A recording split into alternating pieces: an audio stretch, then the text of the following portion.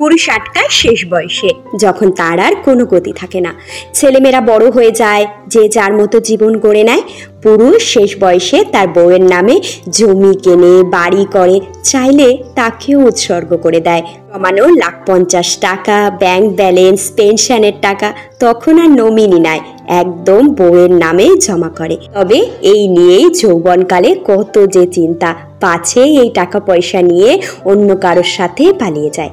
আর সেই পুরুষই বৃদ্ধকালে বউয়ের আঁচলই হয় সব থেকে নির্জন আশ্রয়, যখন তার বাবা মা আর এই পৃথিবীতে বেঁচে থাকে না। বাবা মা বেঁচে থাকাকালীন কোনো পুরুষই তার স্ত্রীর মান সম্মান কোনো কিছুর প্রতি সচেতন থাকে না। তাই পুরুষ আটকায় যখন তার স্ত্রী ছাড়া তার আর গতি নেই।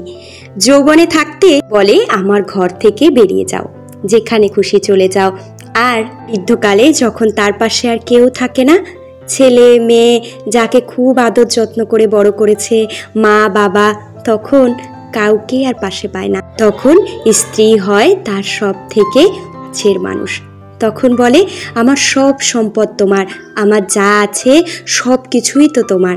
কিন্তু যৌবনকালে যার একটা শখ পূরণ করতে হয়তো চোখের কোণে কত জল জমেছিল, হয়তো কত রাত, হয়তো মান অভিমান দুঃখ কষ্ট নিয়ে একটা রাত কেটেছে।